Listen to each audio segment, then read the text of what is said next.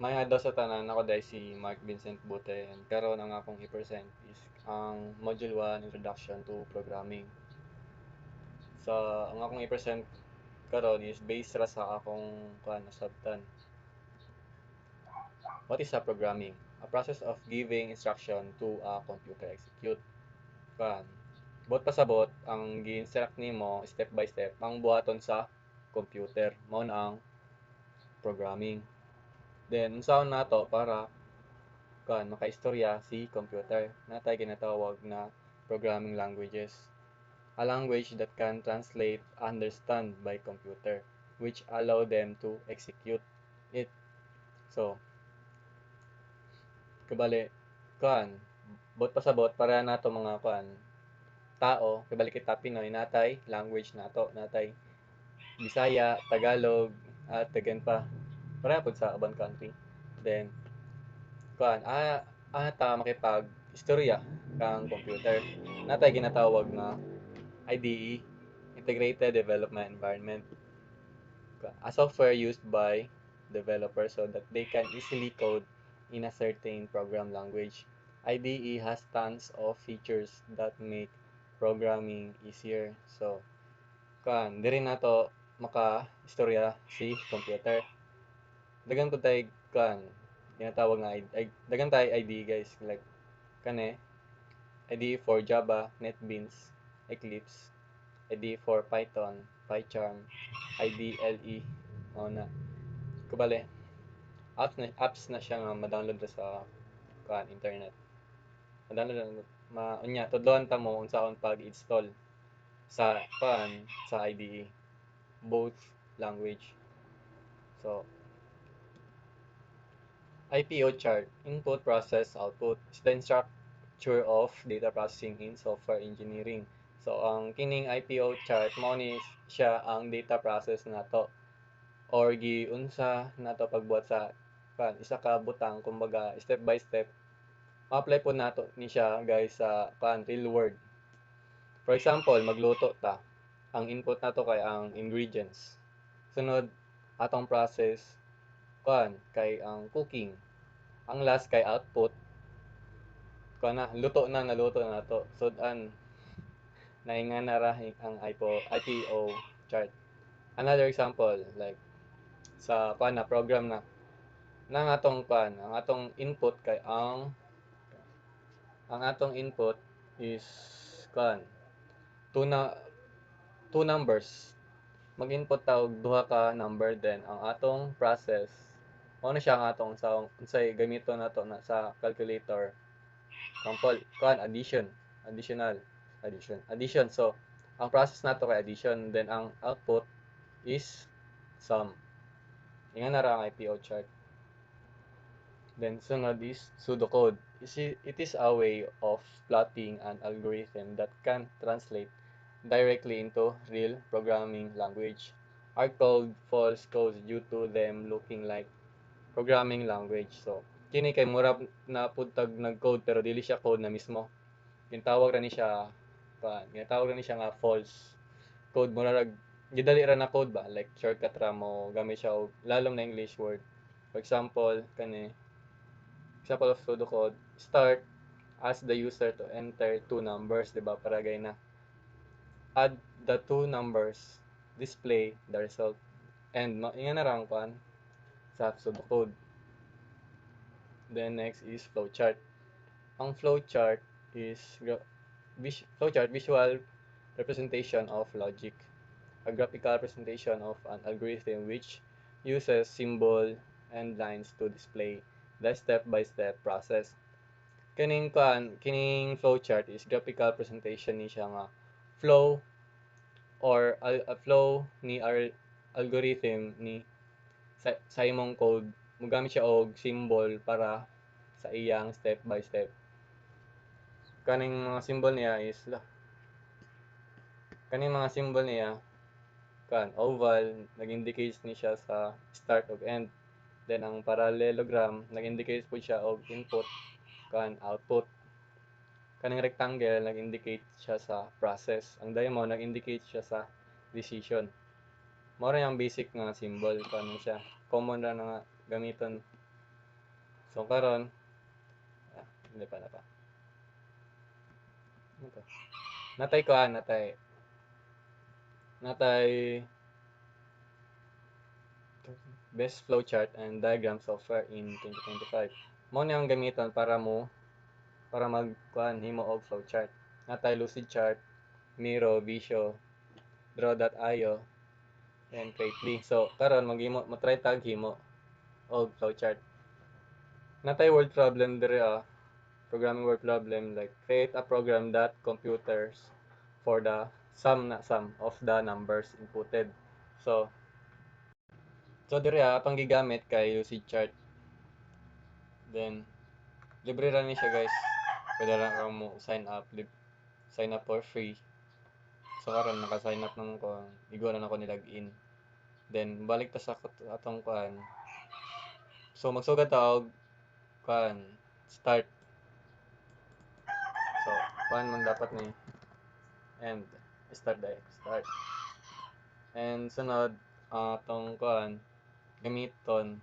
So mag-input daw ta. Atong gamiton is parallelogram. Mao ni ang kuan symbol niya dire So ingon dito kuan create a program that computers for the sum of two numbers inputted. So atong buhatan ani mo kuan ta. Itong ibutang is input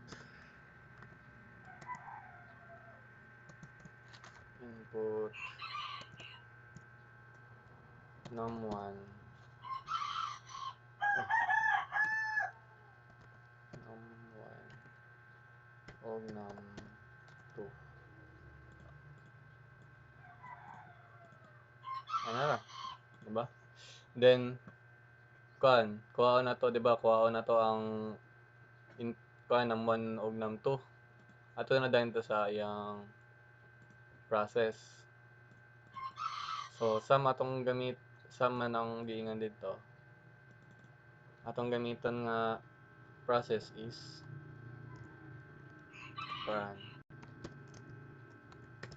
cos naman addition arithmetic operation plus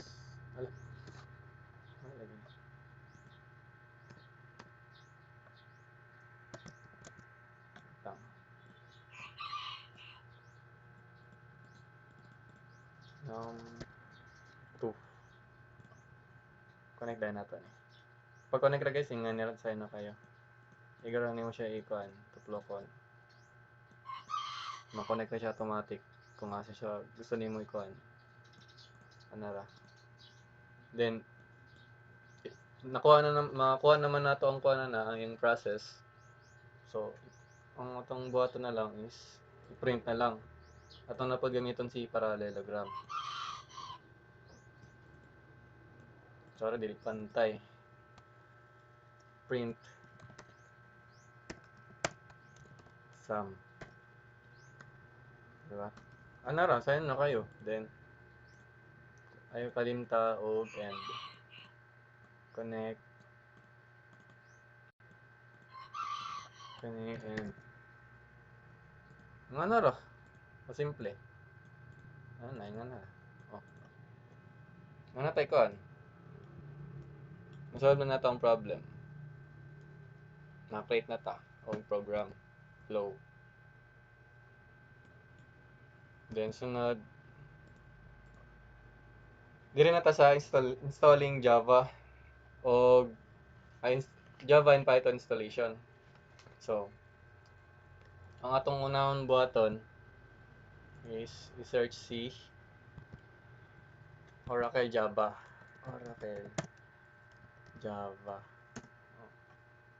narin siya download and install the Java Development Kit or JDK dire ra install tuplokon nato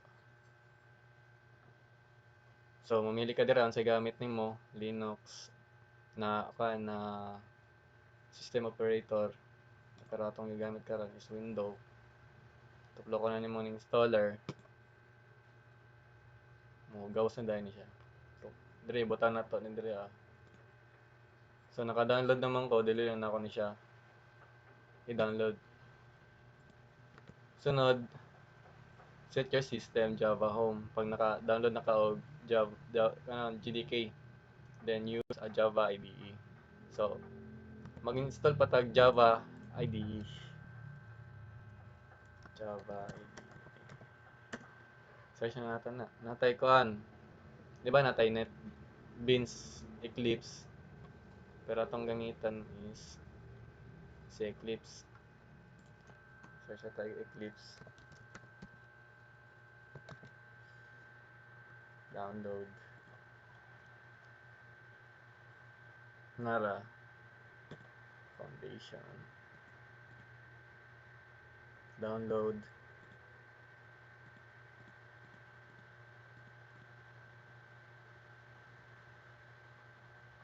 Kani installer. So mamili ra ka diri kung 32-bit imong kuan, imong laptop or computer. Kini ay imong tuklokon, then kung naka 64-bit naman ka, kini ra. Kung naka 64 man ko kanya kung dito kuan pili. Then mga din download. Ayan, butang na to ni. Naka-download naman po ko, dili na po na ko ni siya idayon. Cancel na ako. Ingat ra ang pag-download sa atong installing Java. Kan pod ang atong i-install sa kuan sa files. Katong ang unahon nato is ano to? Ang atong i-install una si installer IDE before si kuan si GD gani si GDK. Then sunod si Python na pud ta. Visit Python. Ang unang button is visit python.org and download Python. Tama naman natin i-download ni Python. Python.org. Nara.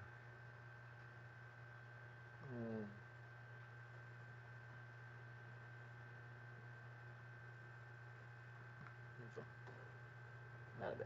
Then kani download latest version. Kung ganang kag latest version. Dara ka. Then diri na version na pagpilian. 64 na po, 32. Pero ang gi-recommend sa akong laptop is kaning 64-bit. Install na po dira. Ano ra? Pero naka-download naman ko, dili na ako ni siya kung ano. Sunod is pag na-add na kuan nimo i-install pa man to nimo ang Python then nakituplokon dito nga path. After installation, open terminal or command prompt, type Python version to check if it's working. Use IDE, PyCharm, or VS Code to write Python code. Pero atong gamiton is itong PyCharm. So parehas sa Java. Atong gamiton gay na PyCharm. Download. Itong sa example nako sa IDE gay na. Diba nakita ninyo ning PyCharm? Mares PyCharm community. Kanida ito.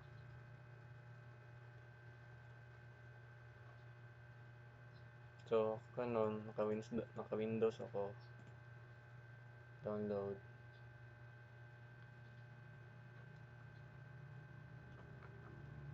Mga na to siya guys na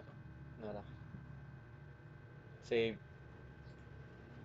Pero naka-download naman ko, dili na ako ni siya ikuan. Ingat to ra.